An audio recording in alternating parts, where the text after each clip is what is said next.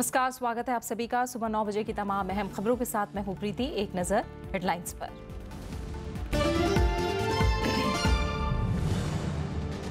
आज आधी रात से लागू होगा जीएसटी। कार्यक्रम में नहीं शामिल होंगे कांग्रेस और आरजेडी समेत कई दल। वित्त मंत्री की पुनर्विचार की अपील।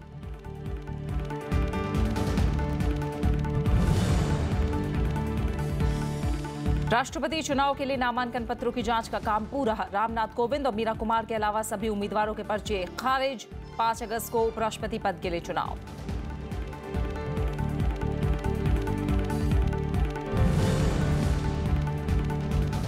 भारी बारिश और भूस्खलन के चलते रोकी गई अमरनाथ यात्रा। जम्मू से आगे नहीं रवाना होगा तीसरा जत्था। पुलिस ने श्रद्धालुओं के लिए जारी किए नए सुरक्षा नियम।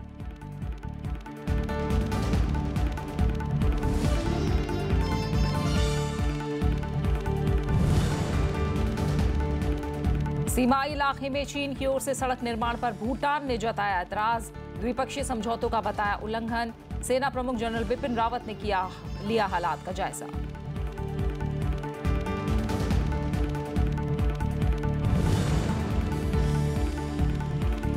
और महिला विश्व कप में भारत की लगातार दूसरी जीत। वेस्टइंडीज को 7 विकेट से हराया। टीम इंडिया का वेस्टइंडीज के साथ सीरीज का तीसरा वनडे आज।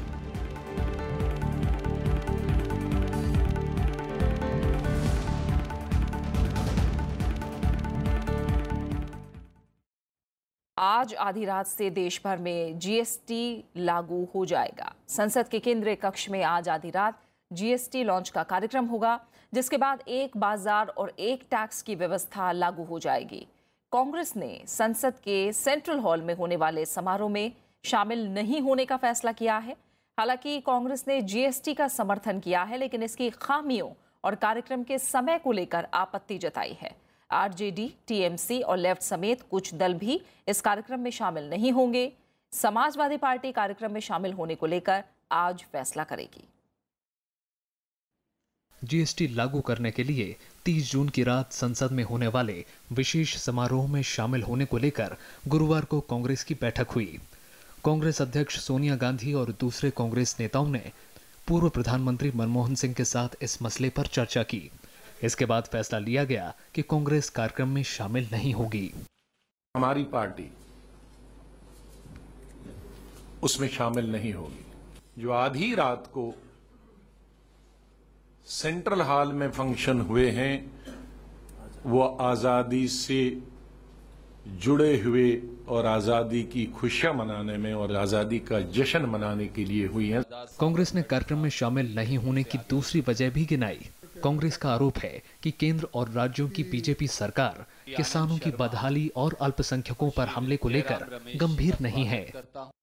देश के विभिन्न राज्यों में लगातार अल्पसंख्यकों और दलितों की जो हत्याएं हो रही, इस पर भारतीय जनता पार्टी के न तो मुख्यमंत्री कोई एक्शन लेते हैं और न ही केंद्रीय सरकार कोई एक्शन लेती है।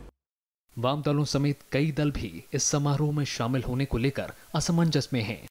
टीएमसी के बाद डीएमके ने भी समारोह में नहीं जाने का ऐलान किया है। पश्चिम बंगाल की मुख्यमंत्री ममता बनर्जी जीएसटी के जल्दबाजी में लागू करने के खिलाफ हैं। But there is no need to hurry about it.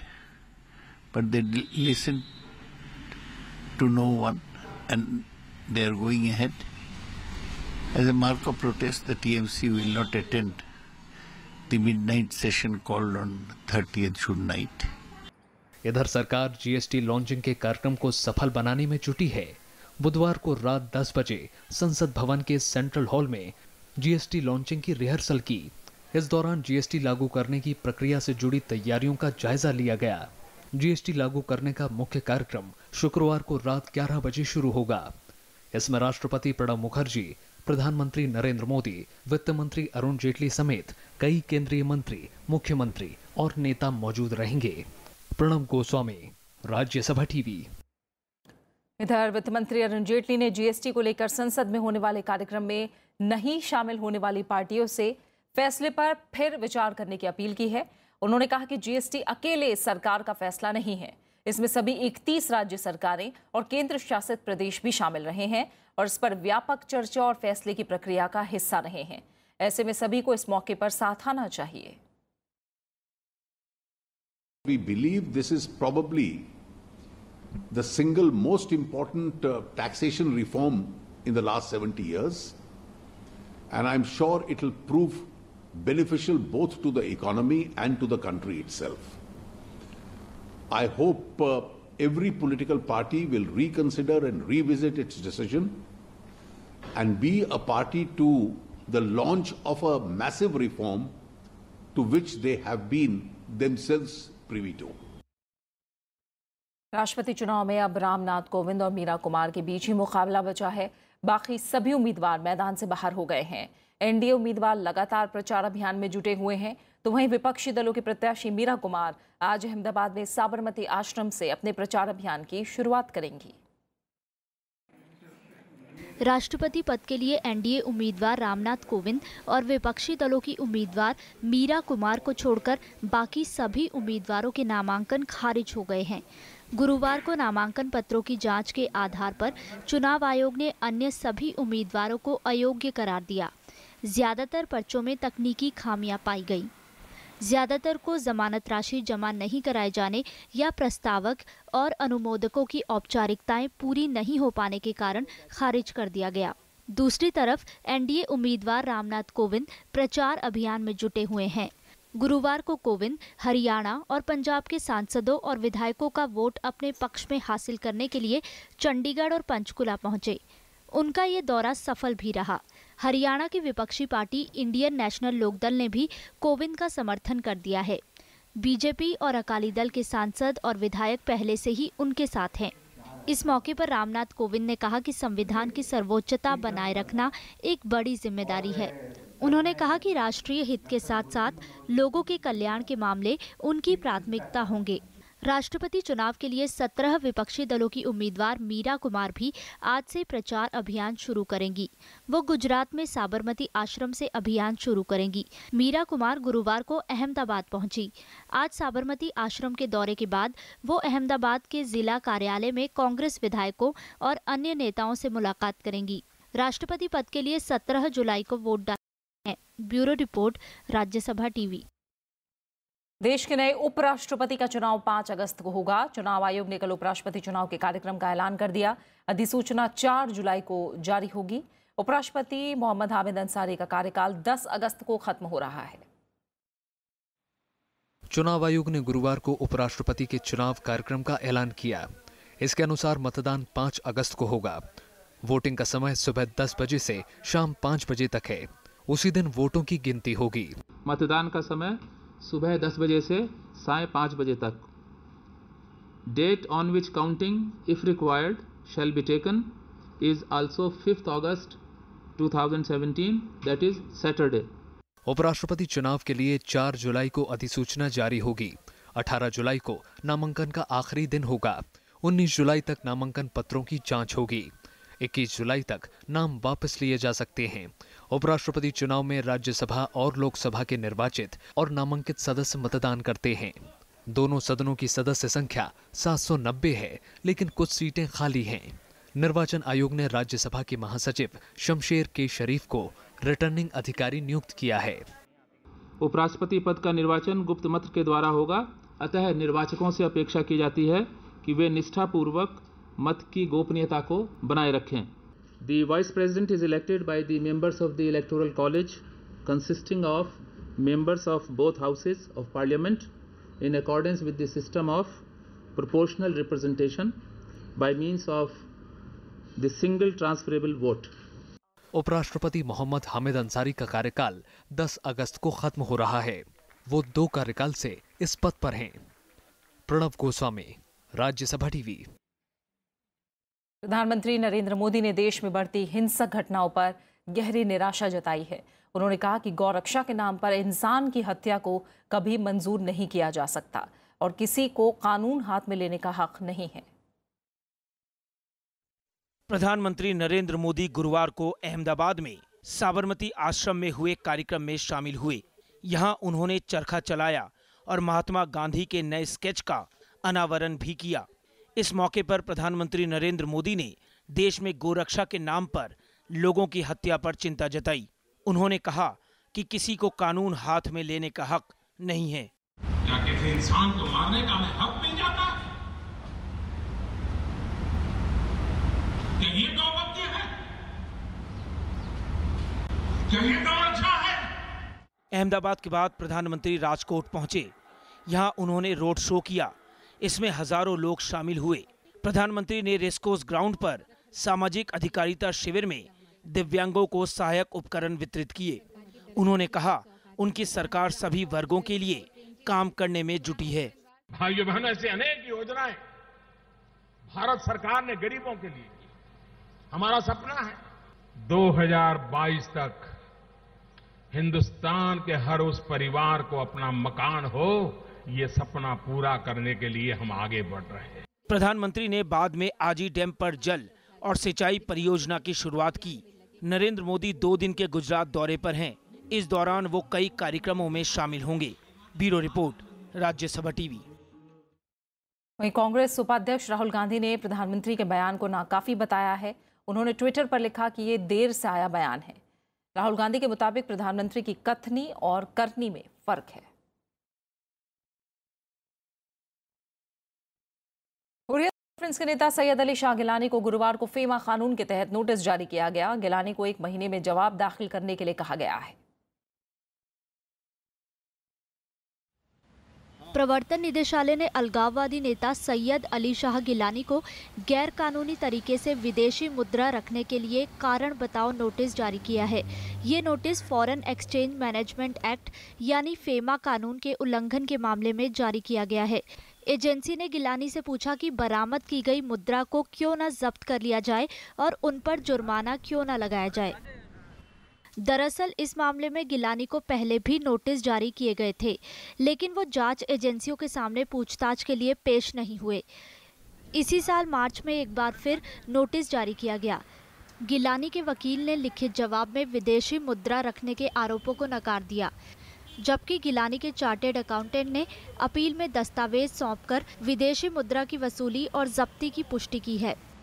जांच एजेंसियां सैयद अली शाह गिलानी के वकील के जवाब से संतुष्ट नहीं है, इसलिए कारण बताओ नोटिस जारी किया गया है। नोटिस में 30 दिन के अंदर जवाब दाखिल करने के लिए कहा गया है।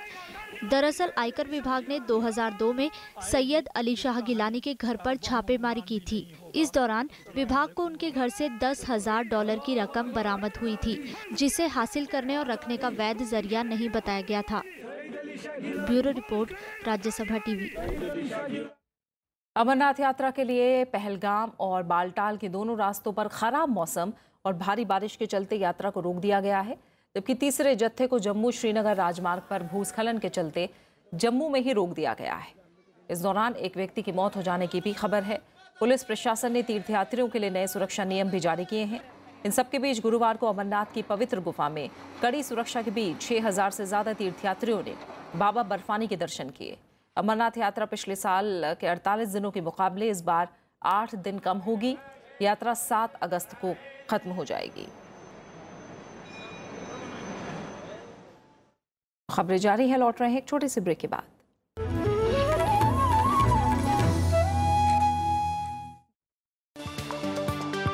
मीडिया मंथन में आज हम बात करेंगे पत्रकारों के लिए बने मजीठिया वेज पोर्ट के बारे में, उसके अमल के बारे में। आपका वेतनमान कौन तय करेगा? बिल्कुल, सिर्फ मालिक, चैनल का मालिक तय करेगा आपके रसूख के हिसाब से कि आपके प्रधानमंत्री से सीधे बात होती है कि नहीं। हजारों पत्रकार और गैर पत्रकार निकाल दिए गए वेज पोर्ट के नाम। जैसे जो भी वेतन आयोग है पूर्णकालिक पत्रकारों के बारे में तो मुखर होकर बात करता है, लेकिन टेलीविजन में स्ट्रिंगर्स जो होते हैं उनके विचारों की कौन सुनता है। आज के दौर में जो सामाजिक परिस्थितियां हैं उसमें बहुत जरूरी हो गया है मीडिया काउंसिल की जरूरत। देखिए मीडिया मंथन शनिवार शाम 7:30 बजे सिर्फ राज्यसभा टीवी पर। हरगोविंद खुराना, भारतीय मूल के अमेरिकी वैज्ञानिक। 9 जनवरी 1922 को अविभाजित भारत के मुल्तान में जन्म। जीन इंजीनियरिंग विषय की बुनियाद रखने में अहम भूमिका। उन्होंने किया जेनेटिक कोड की भाषा समझाने और उसकी प्रोटीन संश्लेषण में भूमिका बताने का अहम काम। 1958 में मिला मर्क मेडल, 1967 में डैनी हैनमैन पुरस्कार और 1968 में चिकित्सा विज्ञान का नोबेल सम्मान। अमेरिका ने दी नेशनल एकेडमी ऑफ साइंस की आजीवन सदस्यता और फिर 1969 में मिला पद्म भूषण सम्मान।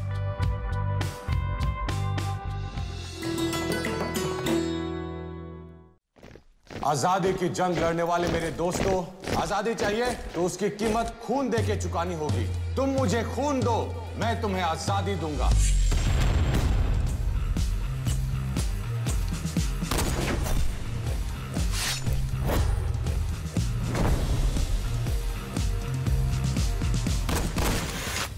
आईएनए की बागी फौजियों पर अंग्रेज देशद्रोह का मुकदमा चलाएंगे। उन तीनों के बचने के चांसेस कम हैं।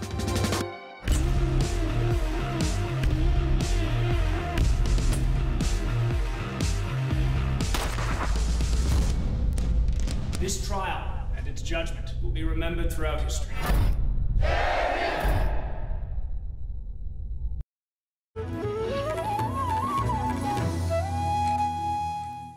मध्य प्रदेश में पिछले 2 दिनों में 4 किसानों ने कर्ज के बोझ के चलते आत्महत्या कर ली।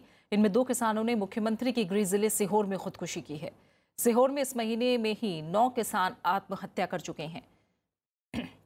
वहीं मंदसौर और होशंगाबाद जिले में एक किसान ने जान दे दी। प्रशासन इन सभी मामलों की जांच कर रहा है। वहीं विपक्षी पार्टी कांग्रेस का दावा है कि राज्य में जून के महीने में ही 40 किसानों ने खुदकुशी कर ली है, लेकिन राज्य सरकार किसानों की सुध नहीं ले रही है। उधर राजस्थान के भरतपुर में किसान ने अपने खेत में फांसी लगाकर जान दे दी।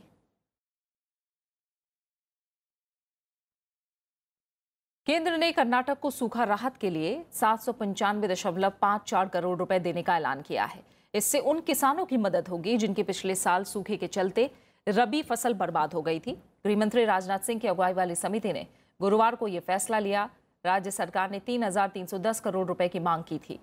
कर्नाटक लगातार 3 साल से भयंकर सूखा झेल रहा था। इस साल 6-7 जिलों को छोड़कर बाकी जगहों पर अब तक अच्छी बारिश हुई है। झारखंड के रामगढ़ में भीड़ ने एक और व्यक्ति की हत्या कर दी। बीफ ले जाने के शक में भीड़ ने अलीमुद्दीन नाम के शख्स को पीट कर मार डाला। भीड़ ने उसकी वैन में भी आग लगा दी। उधर पुलिस ने वीडियो फुटेज के आधार पर केस दर्ज कर लिया है और दावा किया है कि इस मामले में आरोपियों को जल्द ही गिरफ्तार कर लिया जाएगा। इलाके में शांति व्यवस्था बनाए रखने के लिए अतिरिक्त पुलिस बल तैनात किया गया है। यहाँ पर 2 गुटों के बीच में संघर्ष की स्थिति बन गई थी, जिसको लेकर के पुलिस के द्वारा त्वरित कार्रवाई की गई है। पुलिस और प्रशासन के द्वारा और मजिस्ट्रेट और फोर्सेस की डिप्लॉयमेंट की गई है पूरे शहर के अंदर में, और स्थिति पूरी तरीके से नियंत्रण में है और प्रशासन और पुलिस इसके लिए पूरा प्रयासरत है कि शांति व्यवस्था बने। इस संबंध में पूरे मामले की जांच की जाए। पश्चिम बंगाल के दार्जिलिंग में गोरखा जनमुक्ति मोर्चा और अन्य राजनीतिक संगठनों ने अनिश्चितकालीन बंद जारी रखने का फैसला किया है। गुरुवार को मोर्चा नेताओं ने अन्य राजनीतिक संगठनों के साथ बैठक की। कलिंपोंग में कल 6 घंटे तक चली बैठक के बाद बंद जारी रखने की घोषणा की गई। अगले कदम के बारे में 6 जुलाई को फैसला लिया जाएगा। दार्जिलिंग में स्थिति अभी भी तनावपूर्ण है। कई हिस्सों में हिंसा की खबरें भी हैं। दूसरी तरफ मुख्यमंत्री ममता बनर्जी ने गोरखालैंड की मांग को सिरे से खारिज कर दिया है। कल बर्धमान में एक रैली के दौरान उन्होंने कहा कि वो किसी भी कीमत पर बंगाल का बंटवारा नहीं होने देंगी। मुख्यमंत्री ने दार्जिलिंग और कलिंपोंग में चल रहे आंदोलन की नीयत पर भी सवाल उठाए। दार्जिलिंग में पिछले कई दिनों से जारी बंद के चलते आम जनजीवन पर खासा असर पड़ा है। दिल्ली विधानसभा के विशेष सत्र को 3 जुलाई तक के लिए बढ़ा दिया गया है। सत्र गुरुवार को खत्म होने वाला था। अध्यक्ष रामनिवास गोयल ने बताया कि नालों की सफाई जैसे बचे हुए जरूरी मुद्दों पर चर्चा के लिए सत्र को बढ़ाया गया है। इससे पहले कल विशेष सत्र के दूसरे दिन भी अवरोध हुआ। पहले आम आदमी पार्टी से निष्कासित विधायक कपिल मिश्रा और बाद में बीजेपी विधायक को मार्शल्स के हाथों बाहर निकाला गया। दिल्ली में विधानसभा में गुरुवार को शिक्षा से जुड़े हुए 2 प्रस्ताव, साथ ही अल्पसंख्यकों के खिलाफ बढ़ती हिंसा के विरोध में भी प्रस्ताव पास किया गया। दिल्ली सरकार के अधीन आने वाले संस्थानों में अरविंद केजरीवाल सरकार जल्द ही सीटों की संख्या को दुगना करेगी। आज मैं सदन को रिकॉर्ड पर बताना चाहता हूं कि जिनका जिक्र शायद अलका जी ने भी किया कि लगभग 1.25 गुनी कैपेसिटीज हम इन संस्थाओं की कर चुके हैं और हमारी तैयारी बहुत तेजी से है। अगले 1 साल में हम इनकी कैपेसिटी दोगुनी कर चुके होंगे। आज दिल्ली विकास प्राधिकरण की नई हाउसिंग स्कीम की शुरुआत होगी। इसके तहत दिल्ली में 12,000 से ज्यादा फ्लैट्स बिक्री के लिए रखे गए हैं। डीडी हाउसिंग स्कीम 2017 को प्रधानमंत्री आवास योजना से जोड़ा गया है। इसके तहत आवेदन करने वालों को होम लोन की ब्याज पर सब्सिडी भी मिल सकेगी। फ्लैट खरीदने के इच्छुक लोग 9 अगस्त तक चुनिंदा बैंकों से फॉर्म खरीद सकते हैं। स्कीम में 7.5 लाख रुपए से लेकर करीब 1.5 करोड़ रुपए तक के फ्लैट शामिल किए गए हैं। इसमें तकरीबन 10,000 फ्लैट LIG श्रेणी के हैं। फॉर्म जमा करने की आखिरी तारीख के 3 महीने के अंदर आवंटन के ड्रॉ निकल जाएंगे। भूटान ने चीन पर द्विपक्षीय समझौते के उल्लंघन का आरोप लगाया है। चीन डोकलाम इलाके में डोकोला से वाहनों की आवाजाही के लिए सड़क बन रही है और इस पर भूटान ने ऐतराज जताते हुए जोम्पेलरी स्थित भूटानी सेना के शिविर की तरफ से निर्माण का काम बंद करने के लिए कहा है। भूटान का कहना है कि इससे दोनों देशों के बीच सीमा तय करने की प्रक्रिया प्रभावित होती है।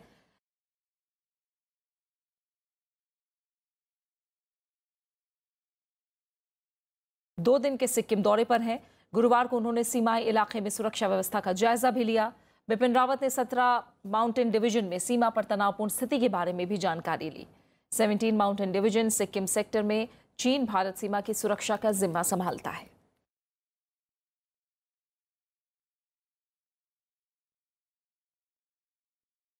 अगले हफ्ते जर्मनी में होने वाली G20 समिट के इतर अमेरिकी राष्ट्रपति डोनाल्ड ट्रंप और रूस के राष्ट्रपति व्लादिमीर पुतिन की पहली मुलाकात होगी। व्हाइट हाउस ने कल इसकी जानकारी दी। अधिकारियों के मुताबिक दोनों नेताओं की बैठक का एजेंडा तैयार किया जा रहा है। इस दौरान साइबर खतरा, उत्तर कोरिया, आतंकवाद से मुकाबला जैसे मुद्दों पर चर्चा होगी। G20 शिखर सम्मेलन के इतर राष्ट्रपति ट्रंप का जर्मनी, ब्रिटेन, जापान, दक्षिण कोरिया, चीन, मेक्सिको, इंडोनेशिया और सिंगापुर के नेताओं से मिलने का कार्यक्रम है।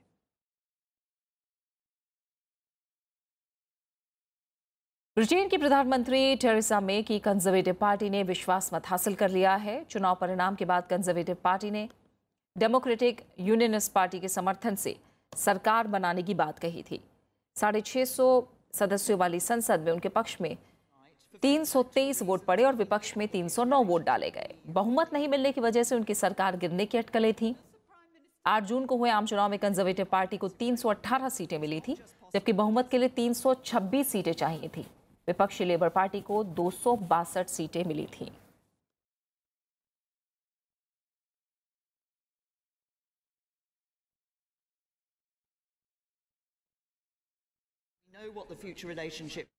अब बात खेलों की करेंगे। ICC महिला विश्व कप में भारतीय टीम का बेहतरीन खेल जारी है। इंग्लैंड के खिलाफ शानदार जीत के बाद गुरुवार को भारतीय टीम ने ग्रुप मुकाबला में वेस्टइंडीज को 7 विकेट से हराया। दूसरे मुकाबले में भारत ने टॉस जीतकर पहले गेंदबाजी करने का फैसला किया और वेस्टइंडीज को 50 ओवरों में 8 विकेट पर 183 रनों पर रोक दिया। लक्ष्य का पीछा करते हुए भारत की स्मृति मंधाना ने नाबाद 106 रन बनाए। कप्तान मिताली राज ने भी 46 रनों की अहम पारी खेली। दोनों ने तीसरे विकेट के लिए 108 रन की साझेदारी की। भारत ने 42.3 ओवर में 3 विकेट खोकर 184 रन का लक्ष्य हासिल कर लिया। भारत का अगला मुकाबला पाकिस्तान से होगा।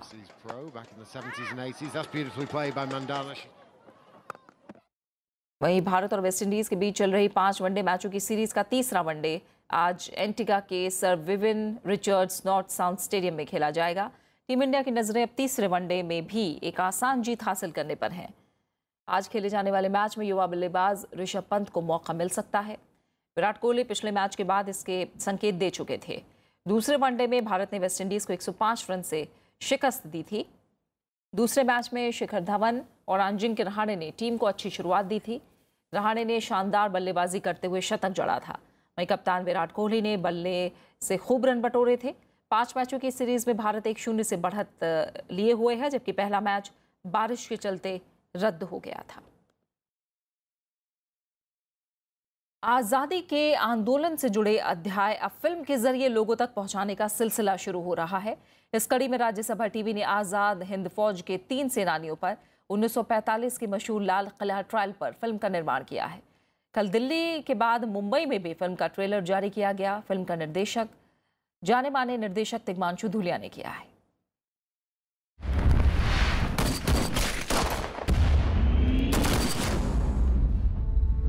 तुम मुझे खून दो, मैं तुम्हें आजादी दूंगा। ये दृश्य है फिल्म रागदेश के ट्रेलर का। फिल्म में नेताजी सुभाष चंद्र बोस की आजाद हिंद फौज के 3 सेनानियों major general Shahnawaz Khan, colonel Gurbaksh Singh Dhillon और कर्नल प्रेम सहगल पर चले ऐतिहासिक लाल किला मुकदमे की कहानी फिल्माई गई है। दिल्ली में ट्रेलर रिलीज के मौके पर राज्यसभा के सचिव DB सिंह और फिल्म के प्रोड्यूसर तथा राज्यसभा टीवी के CEO गुरदीप सिंह सप्पल ने फिल्म के बारे में जानकारी दी। तो एक फिल्म के लिए पहली चीज है एंटरटेनमेंट और एक अच्छा प्लॉट, एक अच्छी कहानी। तो हम लोगों को लगा कि इसके अंदर हिस्ट्री भी है और इसका प्लॉट भी है और एक ऐसा चैप्टर है जो इस देश के लोगों को जानने की रुचि होगी। नेशनल फ्रीडम स्ट्रगल से जुड़ी हुई इवेंट्स में जो इवेंट्स हैं उनको बहुत ज़्यादा नेगलेक्टेड, उस पर कोई भी फीचर फिल्म डॉक्यूमेंट्री भी बहुत ज़्यादा नहीं बनी। तो एक फीचर फिल्म की तरह से राज्यसभा टीवी का बनाने का एक बड़ा सराहनीय काम है ये। ट्रेलर रिलीज के मौके पर कई हस्तियां और पत्रकार मौजूद थे। फिल्म का निर्देशन मशहूर निर्देशक तिग्मांशु धूलिया ने किया है। उन्होंने फिल्म निर्माण के दौरान आई चुनौतियों का जिक्र किया। इतिहास को बिल्कुल सच्चे ढंग से पेश किया गया है और असली बात है कि ये पूरा दौर था वो अपने आप में इतना ड्रामेटिक है कि उसमें कुछ एक्स्ट्रा ड्रामा क्रिएट करने की एज ए राइटर मुझको मेरे कोलीग्स को जो राइटर जिन्होंने मेरे साथ लिखी है फिल्म, हम लोगों को जरूरत नहीं पड़ी। फिल्म में कुणाल कपूर ने मेजर जनरल शाहनवाज खान, अमित साध ने कर्नल गुरबख्श सिंह ढिल्लन और मोहित मारवा ने कर्नल प्रेम सहगल की भूमिका निभाई है। कुणाल कपूर और अमित साध इस कार्यक्रम में ब्रिटेन के यॉर्कशायर से जुड़े। अभिनेताओं ने फिल्म निर्माण के दौरान अपनी यादें साझा की। It was a great learning experience for me. It was not just learning the craft of and filmmaking from Tigmanshu Dhulia, because I'm still a very new actor, but also learning about this subject. You know, I realized that it's such a powerful story that it needs to go out there. People need to hear this. Feeling slightly shamed at the fact that, you know, we didn't know enough about such an important part of our history. And I feel like a movie like this is really, really important. Firstly, not only is it very entertaining, not only is there lots of drama, action, everything that a good film has, but at the same time, it's, you know, highlighting such an important part of our history. एक अलग सी energy जागृत हुई, एक अलग सा passion, एक अलग सा देश के लिए प्यार, और कहीं ना कहीं बुरा भी लगा कि यार you know हम अपनी मॉडर्न लाइफ में इतने खो जाते हैं कि we kind of have forgotten all you know these contributions. I needed to know what Netaji was, what he did throughout his life, what his thoughts were, what his philosophies were, because he's a historical character, a very important character. It's a responsibility on my part to know as much as I can about him. So I went to all those, I went through all that process of learning about him thoroughly. Mumbai में भी film Raag Desh का कल trailer launch किया गया। निर्देशक तिग्मांशु धूलिया ने इस film को अपनी खास फिल्मों में से एक बताया। तिग्मांशु के मुताबिक फिल्म की सबसे खास बात इसकी लोकेशन है। फिल्म 28 जुलाई को सिनेमा घरों में रिलीज होने जा रही है। रविंद्र सिंह श्योराण के साथ अनु दीवान, राज्यसभा टीवी। और इस वक्त पूरा देश एक साथ तैनात है।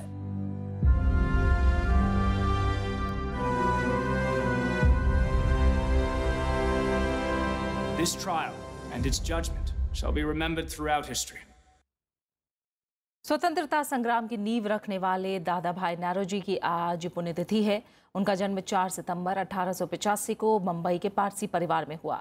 दादा भाई नौरोजी को सम्मान से grand old man of India भी कहा जाता था। सन 1851 में उन्होंने गुजराती भाषा में रस्त गफ्तार साप्ताहिक अखबार शुरू किया और 1885 में मुंबई विधान परिषद के सदस्य चुने गए।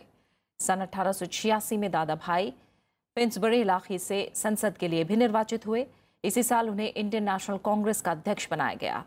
1906 में एक भाषण में उन्होंने शासन की मांग सार्वजनिक रूप से उठाई थी। दादा भाई ने सबसे पहले देश को स्वराज का नारा दिया था।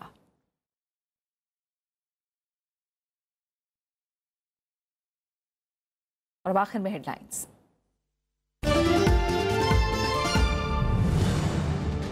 आज आधी रात से लागू होगा जीएसटी। कार्यक्रम में नहीं शामिल होंगे कांग्रेस और आरजेडी समेत कई दल। वित्त मंत्री की पुनर्विचार की अपील।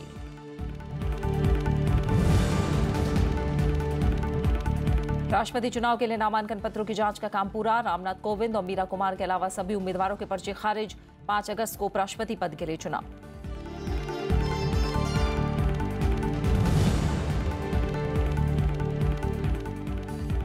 भारी बारिश और भूस्खलन के चलते रोकी गई अमरनाथ यात्रा। जम्मू से आगे नहीं रवाना होगा तीसरा जत्था। पुलिस ने श्रद्धालुओं के लिए जारी किए नए सुरक्षा नियम।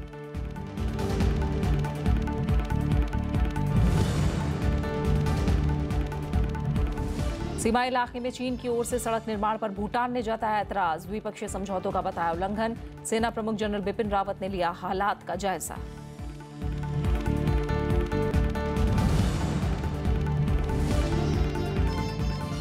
महिला विश्व कप में भारत की लगातार दूसरी जीत। वेस्टइंडीज को 7 विकेट से हराया। टीम इंडिया का वेस्टइंडीज के साथ सीरीज का तीसरा वनडे आज।